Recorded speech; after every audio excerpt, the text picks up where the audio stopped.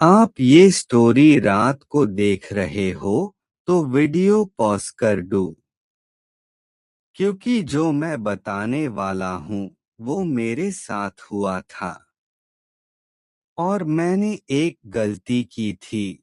मैंने warning ignore कर दी थी। उस रात मैं आप ही की तरह अपने कमरे में अकेला था। वही रोजमर्रा की जिंदगी, वही थकान और वही मोबाइल पर बिना मतलब स्क्रॉल करना। कमरा हल्की पीली रोशनी में डूबा हुआ था और बाहर पूरी तरह सन्नाटा था।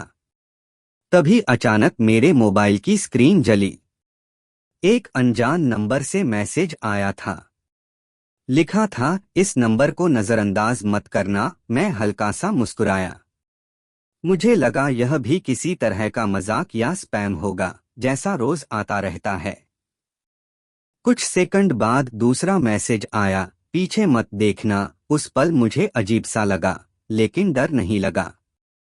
शायद इसलिए क्योंकि हम अक्सर ऐसी बातों को सीरियस नहीं लेते। मैंने वही किया जो शायद आप भी करते, मैसेज को इग्नोर किया और बिना सोचे समझे पीछे मुड़कर देख लिया। कमरे में कुछ भी नहीं था। वही दीवार, वही अलमारी और वही सन्नाटा। मुझे राहत मिली और मैंने खुद को ही बेवकूफ समझा। लेकिन तभी मोबाइल फिर से वाइब्रेट हुआ। इस बार जो लिखा था उसने मेरे शरीर में ठंडक दौड़ा दी। अच्छा हुआ तुमने देख लिया। अब डर धीरे धीरे अंदर उतरने लगा था। ऐसा लगा जैसे कोई मेरी हर हरकत पर नजर रखे हुए है। उस रात मैं ठीक से सो नहीं पाया। अगली सुबह ऑफिस में मैंने यह बात मजाक में अपने एक सहकर्मी को बता दी। वह हंसा नहीं। उसका चेहरा गंभीर हो गया। उसने कहा, तुम जानते हो, पिछले साल बिल्कुल ऐसे ही मैसेज एक लड़के को आए थे और 3 दिन बाद वह बिना किसी वजह के मर गया। मैंने उस बात को ज्यादा तवज्जो नहीं दी, लेकिन रात होते ही बेचैनी लौट आई। मैंने मोबाइल बंद कर दिया और सोने की कोशिश की।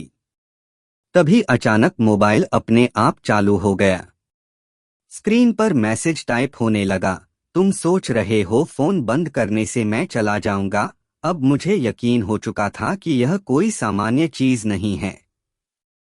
कमरे की हवा भारी लगने लगी, जैसे कोई अदृश्य मौजूदगी वहां हो। अचानक सब कुछ बदल गया। सुबह की तेज रोशनी खिड़की से अंदर आ रही थी। चिड़ियों की आवाज थी। कुछ पल के लिए मुझे लगा कि शायद यह सब मेरे दिमाग का वहम था।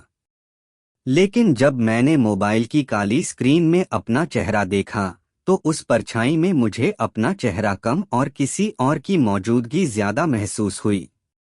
आखिरी मैसेज जो उस नंबर से आया, उसने सब कुछ साफ कर दिया। अब तुम किसी और को बताओगे, और आज अगर आप यह कहानी यहाँ तक पढ़ रहे हैं, तो हो सकता है कि वह अपना अगला काम पहले ही शुरू कर चुका हो। इसलिए अगर आपके मोबाइल पर आज रात कोई अनजान मैसेज आए, तो बस एक बात याद रखना, कुछ चेतावनियां मजाक नहीं होती। कमेंट मत करना कि ये फेक है, क्योंकि उस लड़के ने भी यही लिखा था।